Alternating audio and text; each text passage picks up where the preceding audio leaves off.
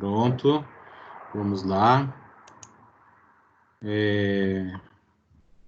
Boa noite a todos, vamos começar a aula, tá bom? Hoje nós vamos falar vamos encerrar a unidade 3, a gente está falando sobre lógica fuzzy, né? Lógica nebulosa, tá bom? Então, eu vou compartilhar aqui a minha tela com vocês, são os slides da aula.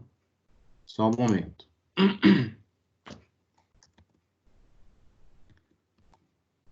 Vamos lá. Beleza. Então, aqui está. Aqui está. Vamos começar. Vou desligar minha câmera, tá bom? Pronto. Vamos começar a aula. Estamos falando sobre lógica nebulosa, que é a unidade 3, tá bom? E vamos, na aula de hoje, falar da seção 3, fala de elementos de lógica nebulosa. É bem interessante até isso aqui. Inclusive, eu vou mostrar, a aula é mais longa porque eu vou mostrar uma aplicação, tá? Uma aplicação em MATLAB. Confesso que eu não tenho feito uma consulta profunda sobre programas computacionais que trabalhem com lógica fuzzy, mas, assim, o que eu tenho visto de maneira geral é o uso de MATLAB. Inclusive, eu tenho uma amiga que fez mestrado na Unicamp, na área da saúde, e ela também trabalhou com lógica fuzzy, lógica nebulosa, e ela usou o MATLAB. Eu até perguntei, assim, eu vi a dissertação dela só depois, mas antes eu consultei, perguntei qual o programa computacional que ela utilizou, ela me respondeu MATLAB. Isso foi em 2009, quando ela fez mestrado, já faz um tempinho. É possível, eu acho que deve existir, alguns outros pacotes que devem trabalhar com isso, né? Se vocês conhecem, por favor, se manifestem, tá? Bem, vamos lá. Bem, esse é o nosso conteúdo de hoje, certo? Vamos falar sobre a fuzzificação. É um termo, né, aportuguesado, né? Fuzzy é de nebuloso, né, em inglês, e aí os estudiosos da área criaram esse termo fuzzificação de variáveis. Vamos falar sobre inferência em sistemas nebulosos ou em sistemas da lógica nebulosa.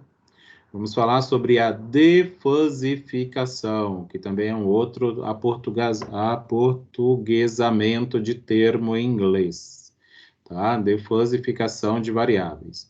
E aí vamos falar sobre os controladores baseados na lógica nebulosa. Então, esses aqui são os itens que nós vamos ver hoje. Para começar, eu só vou relembrar o que a gente já viu até aqui, tá? Então, já vimos conceitos de variáveis difusa, foi lá na seção 1, né, juntamente com o conceito de linguagem natural. Eu tentei fazer uma analogia, né, do conceito da lógica nebulosa com a linguagem natural. A lógica nebulosa, ela é uma tentativa de aproximação da linguagem natural mais do que a linguagem proposicional, né? A lógica booleana. Porque a booleana, ela é, assim, é verdadeiro ou falso, sim ou não, 0 ou 1, né? Então, ela não tem um meio termo.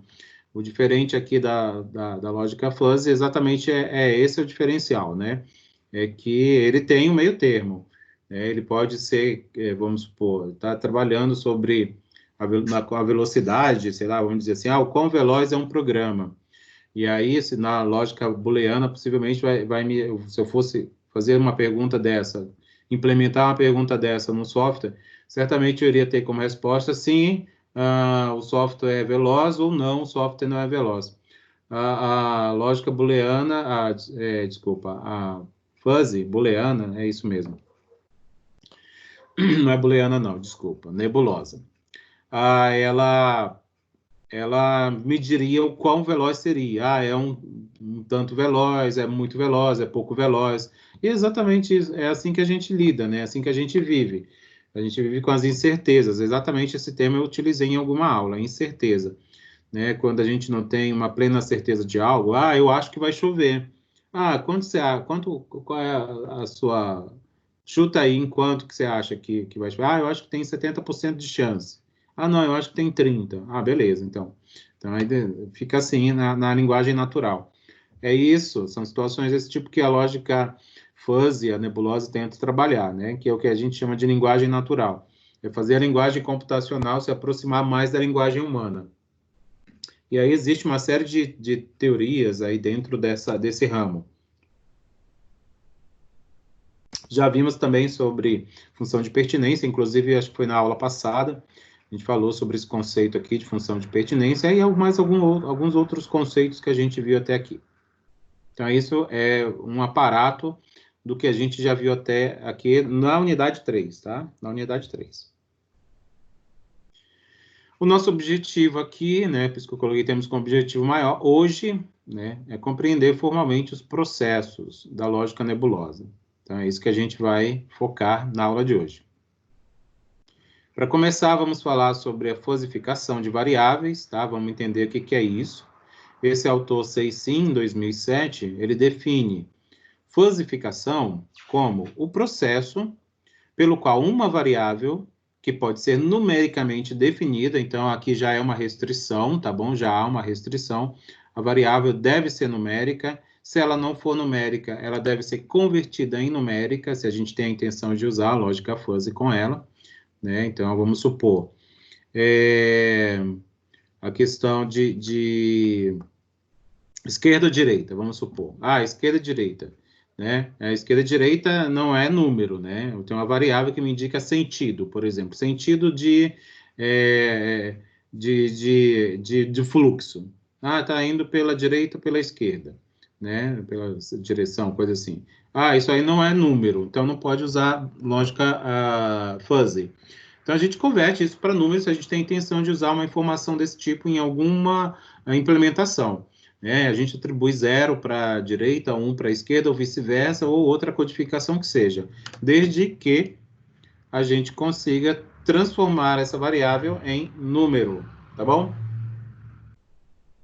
E aí, essa variável numericamente definida, ela vai deixar de ser representada por esses números, né? Para que ela possa assumir uma representação em conjunto de funções de pertinência, que é exatamente aquele conceito que nós vimos na aula passada. O conjunto de pertinência, ele mede em porcentagem ou em probabilidade o quão um determinado código ou categoria de uma variável pertence ou não a um determinado conjunto. Talvez vocês vão lembrar daquele exemplo em umas aulas anteriores, onde a gente tinha um conjunto de pessoas e aí, pela lógica booleana, né, apenas um daqueles elementos era considerado alto. Né? Quando a gente vai fazer uma análise do conjunto com a lógica fuzzy ou nebulosa, a gente começa a atribuir pesos, né, para dizer o quão alto é aquela pessoa. Aí tinha lá, começava numa menininha, onde a gente considerava que aquela menininha era 60% pertencente ao conjunto que classifica a pessoa como alta, e assim isso ia aumentando essa porcentagem. Então, é mais ou menos isso que se trata da função de pertinência. Que corresponde a definições difusas, né, em linguagem natural. Então, beleza, é isso que é a fosificação, tá? Vou repetir aqui mais uma vez. A fosificação é um processo, tá, de transformação, tá, de transformação de uma variável numérica, né, para um conjunto de funções de pertinência. Então, basicamente é isso. Então, esse texto inteiro está me dizendo exatamente isso. Fosificação é transformar uma variável numérica em uma função de pertinência com respeito a algum conjunto que eu tenha interesse, tá? E aí, essa fosificação, ela vai ser sempre o primeiro passo num processo de inferência nebulosa, tá? O difuso, que é um conceito que a gente vai ver logo mais. Para exemplificar, vamos considerar aqui uma variável na área de finanças, tá certo? Representando o preço de qualquer ativo, tá? Ou um commodity, né? Como o pessoal lá da área de finanças geralmente se refere, tá? E aí a gente vai poder fazer uso da fosificação quando a gente tem lá o preço, né? Que é uma variável numérica, mas a gente atribui os conjuntos chamados caro, barato ou média, né? São três categorias, que são três conjuntos em relação ao preço dessa commodity ou desse ativo, tá bom? E aí eu vou atribuir um peso para dizer qual qual é o peso, qual é a porcentagem a qual ele pertence ao conjunto caro, né, de preço, ou ao conjunto barato, ou ao conjunto moderado ou na média. Tá bom? A falsificação é exatamente esse processo de definir numericamente aqui, quando ele diz exatamente, é o peso, tá? Geralmente ele usa esse peso em porcentagem. E aí ele diz, essa variável, ela tem 70% de chance de pertencer, né? Ou ela pertence em 70% a esse conjunto e ao outro em 30% e ao outro em 60%, assim, e vice-versa. Essa soma não é exatamente 100%, tá? Então, esses conjuntos eles são independentes. O 100% fica dentro dele, mas entre os conjuntos, esse peso ele pode ser atribuído de outra forma, em que essa soma possa ultrapassar o 100%. E aí a gente usa funções de pertinência para descrever de maneira difusa essa variável, tá? Então, tem lá, esse é o nosso exemplo, a gente está pegando um preço de um ativo financeiro, tá? E aí a gente cria 3 conjuntos, um conjunto que é o conjunto o caro, preço barato ou preço na média. E aí a gente vai atribuir uma pertinência, né? Uma pertinência desse preço para cada um desses 3 conjuntos. Quando a gente faz isso, a gente está praticando exatamente o que esse termo aqui, tá? A gente está praticando a falsificação da variável. Então, é isso que representa falsificação. Pegar lá a variável numérica, então o peso aqui é numérico, né? E aí a gente, com a variável, a gente atribui pesos, né? Para que ela pertença a conjuntos diversos. Pode ser um só, pode ser 2, pode ser 3, pode ser mais. Conjuntos a depender do que eu tenho interesse, né? No que eu estou interessado para entender o processo. Então, esse é o processo. Bem, a falsificação ela é exatamente esse processo de descrição dessa variável, né, que a gente acabou de ver no exemplo, né, de maneira que a sua variação, né, ou o seu peso, possa ser descrito em termos de atributos da linguagem natural. Então, é o qual ele pertence, é isso que está sendo dito aqui. Em geral, o programa computacional que trabalha com a lógica fuzzy, ele produz. Lembra lá das funções que eu pedi para vocês procurarem na aula passada, procurarem no MATLAB? Então, um dos outputs, ou das saídas, são gráficos desse tipo aqui, ó.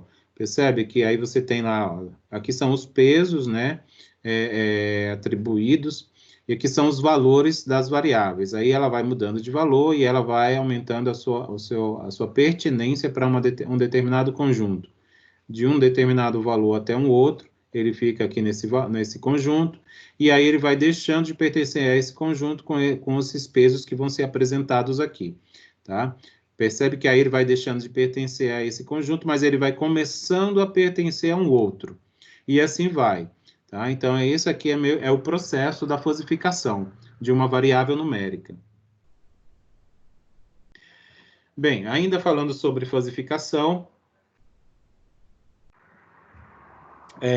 em sistemas baseados na lógica nebulosa, o objetivo da falsificação de variáveis é exatamente isso, é possibilitar a inferência, tá? Fazer inferência é fazer suposições, tipo, ter respostas como a gente vê lá na metodologia científica, é ter respostas temporárias, é um achismo, no fim das contas. É dizer assim, eu acho que amanhã vai chover.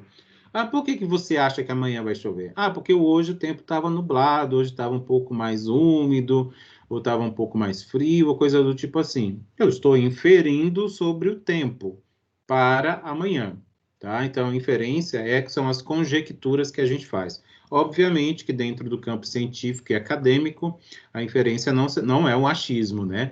É um uso de técnicas e métodos científicos que nos permitem fazer suposições baseadas nesses métodos, tá? Para tomada de decisão. Bem, aí a gente falou sobre falsificação, agora a gente entra numa segunda etapa de um processo de uso da lógica nebulosa, que é a etapa de inferência, tá bom? Inferência em sistemas nebulosos. Essa segunda etapa do processo de falsificação está dentro e não está, tá? Para mim, na leitura, pelo menos do nosso livro, o autor não deixa isso muito claro. Mas em algum ponto ele diz, são 3. etapas. É a fosificação, é a inferência e depois a defosificação, para depois fazer a modelagem, né, do problema como um todo. Beleza. Então, é esse processo que a gente vai levar em conta.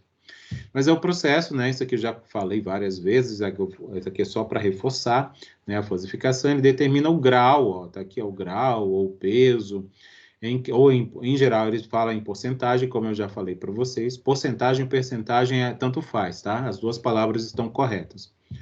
Um valor qualquer da variável, né? Quanto ele pertence ou não pertence a um determinado conjunto. E aí ele pode pertencer a mais de um conjunto, e aí vai sendo atribuídos pesos ou graus, né, de pertinência daquela variável, né, daquele valor a cada conjunto.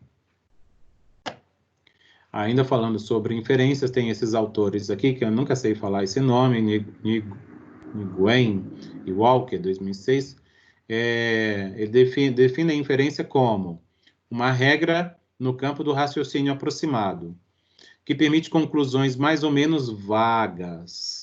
Tá? Então, é aquilo que eu disse para vocês de respostas temporárias. O uso de inferência permite que a gente obtenha respostas temporárias, ou tenha hipóteses. Tá? Quando a gente cria hipóteses, a gente, de certa forma, está respondendo temporariamente a alguma pergunta que se levanta. Certamente a partir de premissas. Né? Premissas são como eu posso dizer, são os sinais, né? São as pistas, né? São as sugestões, as dicas que a gente tem lá no nosso contexto do problema, né? Que a gente vai usando para tentar solucionar. Quanto mais vagas forem as premissas, isso aqui é um problema, né? Em termos de precisão, né? De incerteza mesmo. Quanto mais vagas elas forem, ou seja, mais incertas, né? Menos confiáveis ou coisas do tipo assim, mais vagas também serão as conclusões, ou seja, menos confiáveis serão. Então, apesar da gente trabalhar assim, na inferência em sistemas nebulosos, o ideal é que as nossas premissas elas sejam assim confiáveis, tá? Para que a gente, ou seja, que a gente tenha uma certa confiança, né? Uma certeza de que aquilo ali a resposta final, aquilo ali realmente ajuda a chegar na solução final de um problema. Então, a gente entra agora na última etapa, tá? A gente tá vendo só as etapas ainda, depois vamos falar da modelagem, aí a gente vai ver um exemplo, tá? Então, a gente não está chegando ainda no final da aula. A última etapa das 3 etapas do processo de elementos, né, de uma lógica nebulosa e de uma modelagem, é esse aqui que chama defosificação. Tá? Defosificação, primeiro, lembra que a gente fosifica, né? A gente faz a fosificação. Quando a fosificação está pronta, a gente faz inferências com ela. E aí, a partir dela, a gente defosifica, para que a gente tenha resultados palpáveis e interpretáveis. É isso que tipo, desfazer a fosificação. Né? É o passo final da resolução, né, de problemas por meio de lógica nebulosa. Em geral, isso aqui é feito com a variável dependente ou a variável resposta. Tá? É aquela variável que sofre, né, que o efeito de outras variáveis. Né? Lembra daquela situações de causa e efeito? Então, a causa, né, seria isso aqui, a defosificação. Tá? O efeito que ela sofre vem das outras variáveis. Bem, segundo esses autores que a gente já viu ali anteriormente, a defosificação é o processo de se produzir resultados quantificados. Então, estava vendo, lembra que a gente começava com variáveis numéricas e a gente desquantificava, a gente transformava aqueles valores em funções de pertinência. Então, a gente atribuía graus ou pesos para dizer se aquela variável com aquele valor pertencia, em qual grau pertencia ou não a determinado conjunto. Agora a gente volta atrás, né? Depois de fosificar, a gente defosifica, então a gente produz resultados quantificáveis. Então a gente torna aquilo em numeral novamente, a partir das regras criadas para as funções de pertinência de um modelo nebuloso. Em outras palavras, é a tradução em um valor real da composição dos graus de pertinência. Então, é como se fosse traduzir, né? O que isso quer dizer?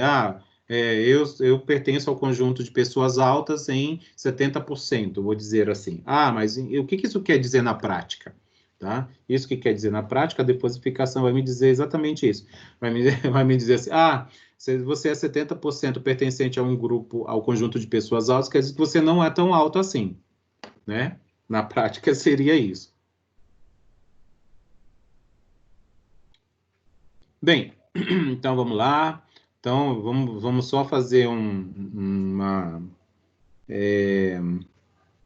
fazer um fechamento aqui, né, do que a gente viu. Então a gente tem três situações, três etapas, né, do mapeamento de um problema ou de uma modelagem da lógica de um problema com a lógica nebulosa, né, que ele chama de mapeamento, tá? De um problema em lógica nebulosa. O mapeamento ou a modelagem primeiro se inicia com o processo de fosificação. Lembre-se que para fazer uso dessa modelagem, as variáveis que a gente vai inserir ou vai trabalhar, elas devem ser numéricas.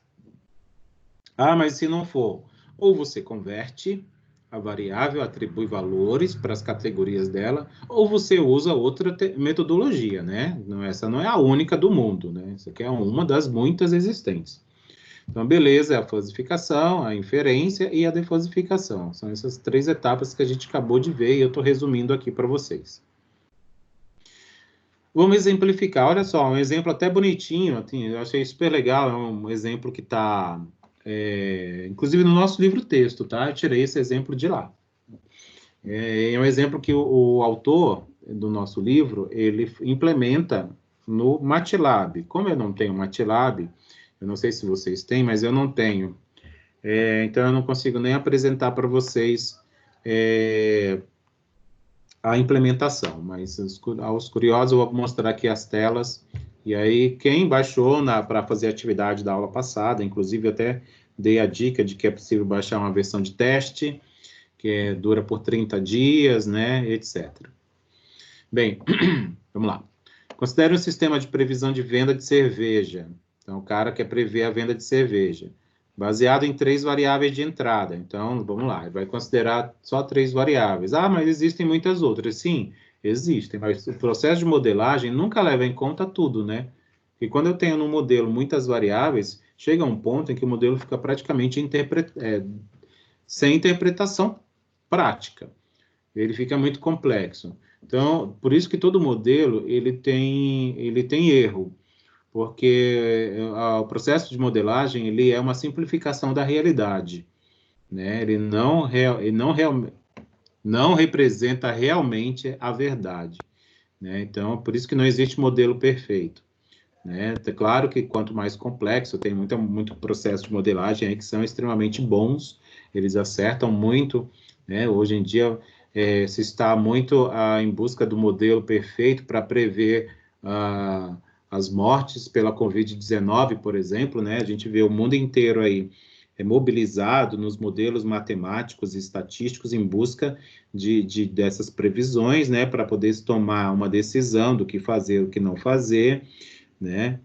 Mas é isso. Percebam que aí é uma discussão toda dizendo que os modelos estão errados, estão superestimando as mortes, estão superestimando coisas do tipo assim.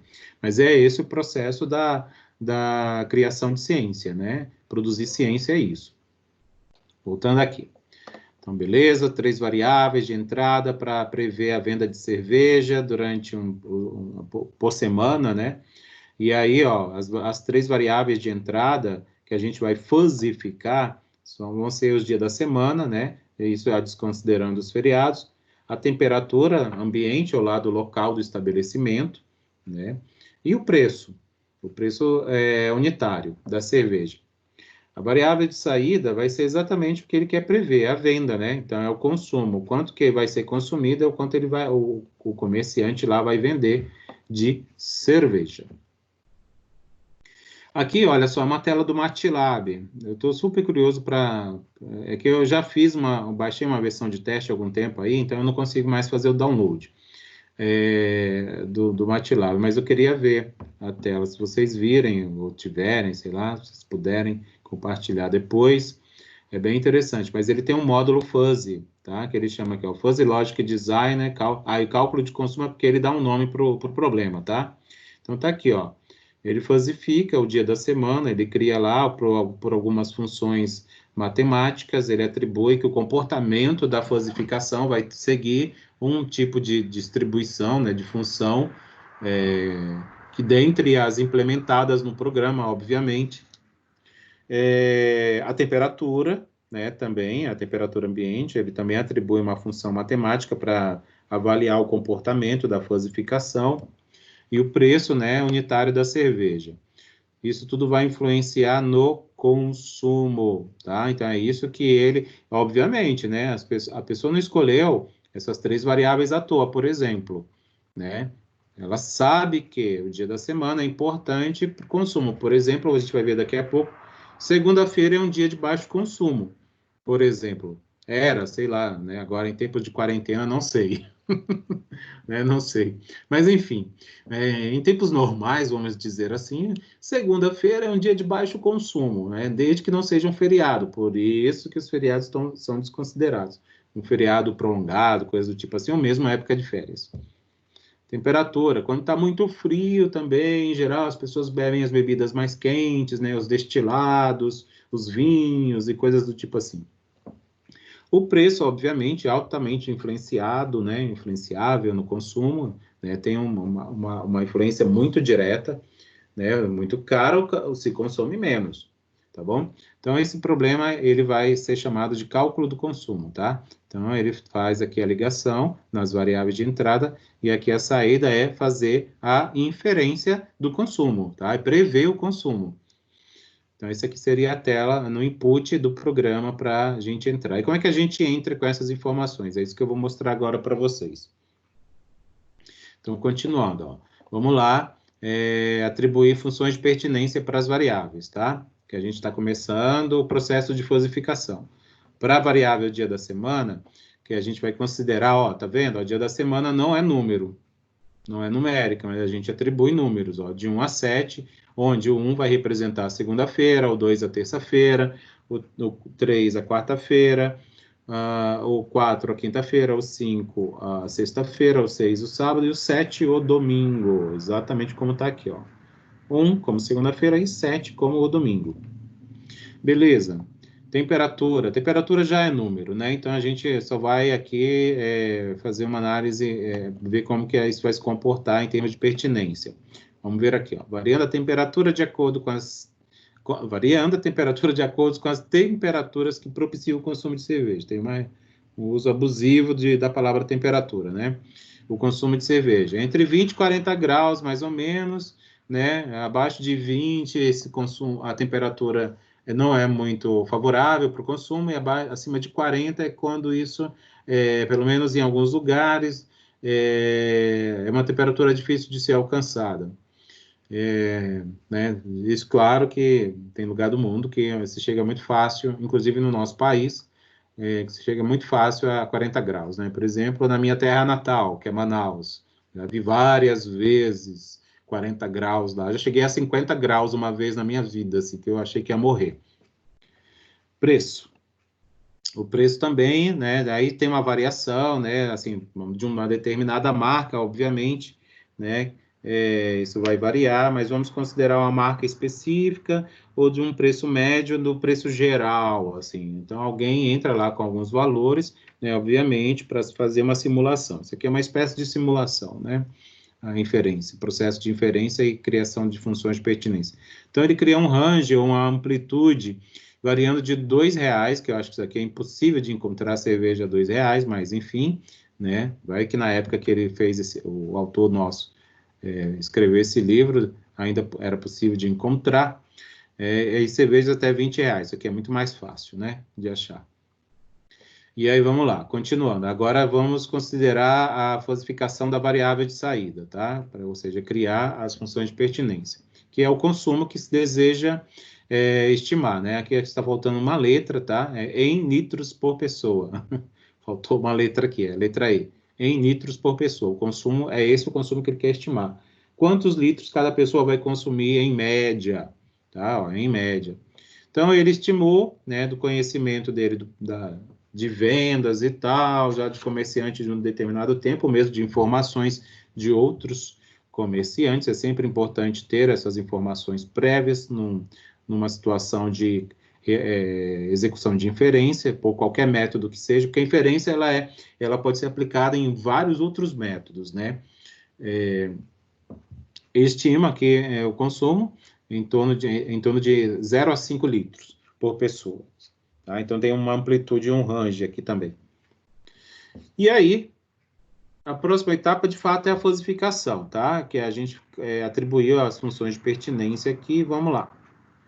Vamos lá.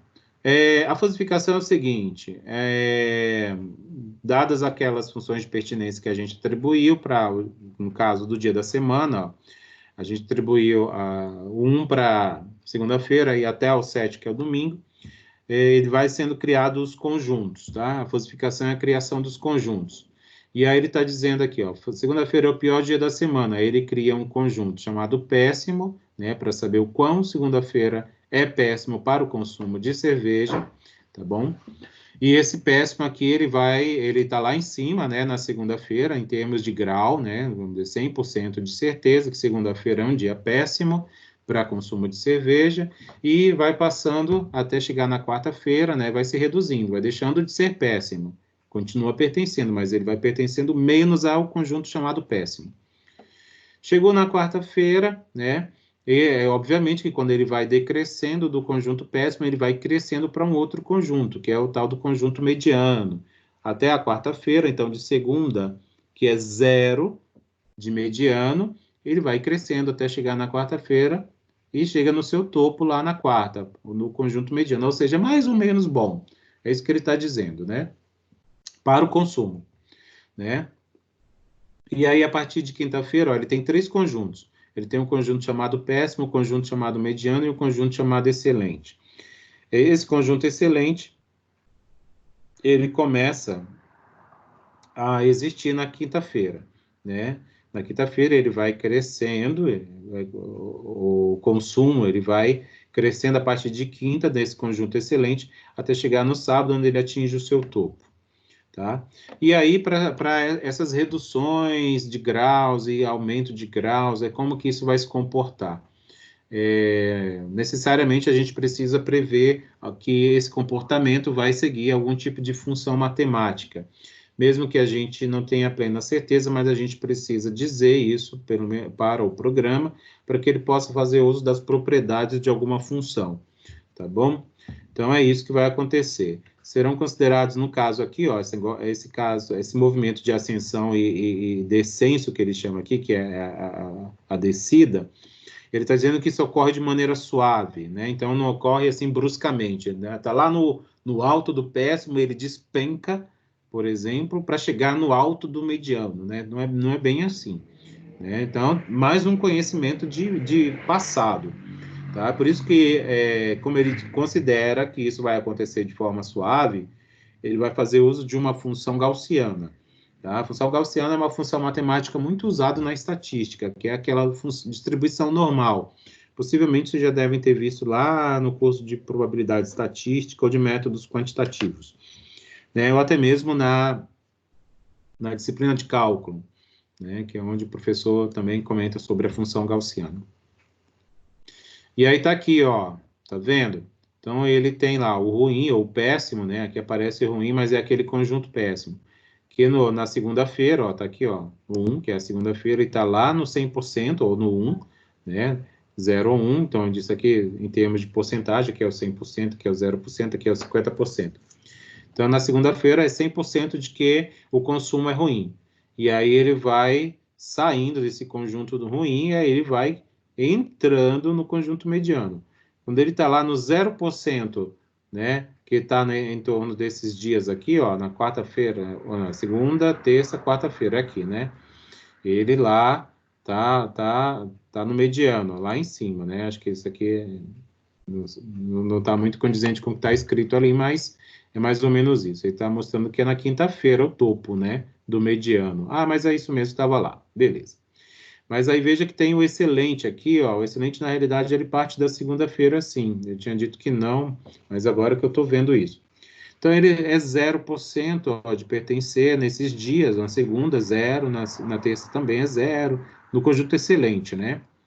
Na quarta-feira, ele começa a ter um grau de pertinência ao conjunto de excelente, mas ele continua pertencendo ao mediano. Aqui eles se cruzam, ó, tem um cruzamento mais ou menos na sexta-feira, né?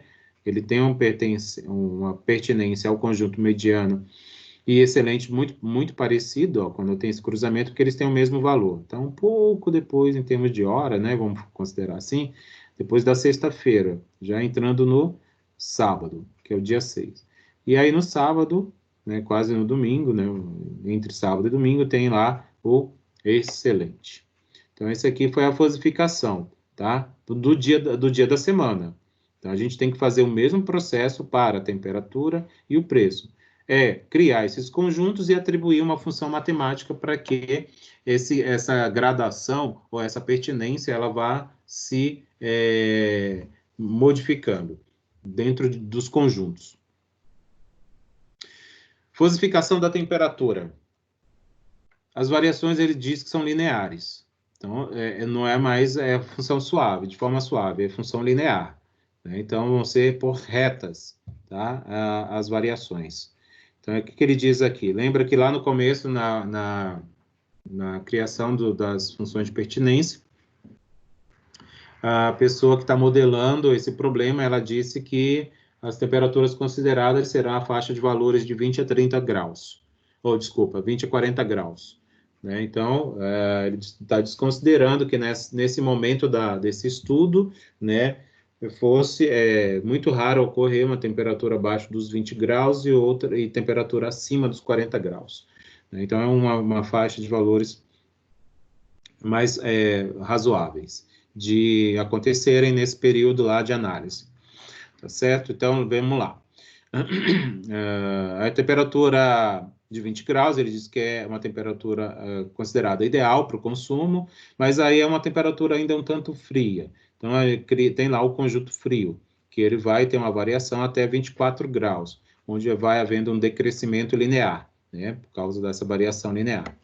De 24 a 28 graus, também tem um outro conjunto que é a temperatura agradável. Então, ó, também vai crescendo linearmente. Aqui ele vai decrescendo, né, de frio, vai deixando de ser frio, vai entrando no conjunto agradável. Quando chega no 24, né, ele vai crescendo para esse conjunto aqui, né, agradável para o consumo. E aí tem um terceiro conjunto, que é o que ele considera como quente, né, que varia de 24 até 30, tá certo? E chega lá no 30, ele é quente e permanece quente independente da temperatura igual a isso ou acima disso. Vai pertencer, com toda certeza, ao conjunto quente. No programa, no computacional, né, tipo a temperatura que está aqui, né, a modelagem dela, 3 conjuntos, o conjunto frio da temperatura, né, frio para o consumo, agradável para o consumo de cerveja e quente. E esse comportamento linear, percebe que não tem mais aquelas curvas suaves, né, é linear, então é reta, reta, reta, tá bom? Ó, reta, reta. E aqui são os valores, ó, da temperatura, de 20 até 40 graus. Então, esse aqui vai ser a fosificação da temperatura. Percebe que entra com os valores aqui, ó, 20 a 40, o display vai ser assim, os parâmetros aqui, ó, é que ele vai dizendo, ó, 24, 30, alguma coisa assim, ele vai meio que dizendo onde que ocorre o pico, né? Os picos ou os vales, né, da função. E, por fim, a fosificação do preço, né? Depois a gente vai fosificar o consumo, tá? A fosificação do preço, aí considerando uma cerveja boa de qualidade, em termos de qualidade, né? E uma cerveja que tenha uma quantidade de 600 ml por garrafa, aproximadamente. Tá bom? Então, ele está considerando aqui 3 conjuntos, um chamado barato, outro preço razoável e outro chamado preço caro. Né? E aí ele distribui essa pertinência a partir desses ranges aqui, desses valores. De 2 até 6, ele está considerando como pertencente ao conjunto barato, de maneira linear também, tá? Esqueci de descrever isso aqui, mas a gente vai ver lá na tela do MATLAB, que é uma função linear. O razoável vai variar de 6 até 8, também variando linearmente. E aí o caro que vai de 6, ó, aqui tudo bem, não pode se sobrepor, tá? Não tem problema algum. Obviamente, quando ele está aqui no razoável no 6 e no caro no 6, no caro vai estar pertencendo pouquíssimo, e muito mais pertencente ao razoável. E aí o 6, né, no caro, ele vai diminuindo, né, deixando de ser razoável, e ele vai crescendo para o conjunto caro, permanecendo caro a partir de R$10. Tá? Acho que era 20 na realidade, né? Que estava lá, e agora apareceu um 10 aqui. Então, preciso ver o que eu fiz. É 20, tá? Então, na realidade, tá errado aqui, ó. É 20, tá? É R$20. Então, olha só. A falsificação do preço ocorre dessa maneira, ó, de forma linear, tá? Eu não disse, também foi uma informação que faltou escrever ali. Mas percebe que, ó, com R$2, ele é 100% pertencente ao conjunto barato. E aí, o preço vai aumentando aqui, ó, quando ele chega em 4, não, um pouco mais de 4, né? E aí ele vai crescendo aqui, ó, um pouco mais de 3, ou no 4 em diante, ele vai começando a pertencer ao outro conjunto, né, em certo grau, ao conjunto de preço razoável. Né? Ele atinge o seu topo em 6. Né? Então, ele é 100% pertencente ao conjunto razoável quando o preço da cerveja é de R$6. E aí ele vai decrescendo quando vai aumentando. Percebe aqui, ó, o conjunto caro, ele vem desde lá do R$2. 0% de chance de pertencer. 0, 0, 0. Quando chega aqui no 6, ele começa a ter um grau de pertinência. Né? Então, ele vai, chegou no 10. Ah, entendi. Não, entendi. É que a partir do 10, tá? É a partir do 10, ó. Então, aqui tá certo. A partir do 10, ó, ele já está 100% pertencente ao conjunto caro. E aí ele vai aumentando de preço ó, até o valor final, que é a faixa de valores que a gente está avaliando, de 2 a 20, ele se mantém constante nesse conjunto. Ele continua 100% pertencente a esse conjunto. Tem o consumo ainda para trabalhar. E aí, na realidade, o que ele chama é de defasificação, tá? A variável de saída ela é defasificada. Tá? Então, tem lá o consumo baixo, moderado e alto, que aí ele transforma isso em valores, né? Lembra que a defasificação é tirar dos conjuntos e transformar em valor? Exatamente isso que ele vai fazer. A defasificação, o consumo baixo, que ele vai lá obter nos resultados quando fizer a modelagem, vai ser considerado quando o consumo for entre 0 e 2,5 litros por dia, né, por pessoa, né? Esse consumo é por pessoa. Ele está considerando aqui também uma variação linear. Ele vai ser considerado um consumo moderado quando variar de 2,5 a 3,75 litros por dia, também por pessoa, e ele está considerando que esse comportamento é linear. Um consumo alto de 3,75 a 5 litros. Lembra lá que a faixa de estudo de valores do consumo era entre 0 e 5. Ah, mas alguém pode consumir mais? Pode. Mas aí ela não entra nesse estudo, né? A pessoa que consome mais, em média, né? Ela não entra nesse tipo de estudo. Não neste aqui especificamente. E aí tem a defasificação, né? Tá aqui, ó. A defasificação tá aqui, ó. E aqui são os outputs da variável consumo, né? Que é a variável de saída. Tá aqui, ó, de 0 até 5, que é o range de valores de estudo, né? Tá lá no baixo, ó, de 0 até 2,5, né? Pertence ao conjunto baixo, onde o topo é mais ou menos aqui, ó, 100% de pertinência ao conjunto de baixo consumo, ocorre aqui mais ou menos num pouco mais de 1 litro de consumo, né? E aí vai decrescendo linearmente e vai começando a pertencer ao grupo de consumo médio ou moderado, né? E assim vai, né? Aqui é o consumo alto, a partir daqui é engraçado que ele decai, né? Isso não faz muito sentido quando consome mais, mas tudo bem, enfim. Bem, feita a falsificação, a defosificação é preciso, quase não sai. É preciso criar regras para inferência, tá? Justamente essa coisa do consumo baixo, do consumo mediano, ou consumo alto, ela parte também de uma complementação dessa modelagem que a gente fez ali, a fosificação e a defosificação. Então, veja só, qual é a inferência que o pesquisador, quem está modelando esse problema, cria? Ele diz o seguinte, né? E aí, logicamente, que isso aqui está na nossa linguagem, mas isso a gente precisa converter para uma linguagem computacional, né, em termos de programação, e dizer...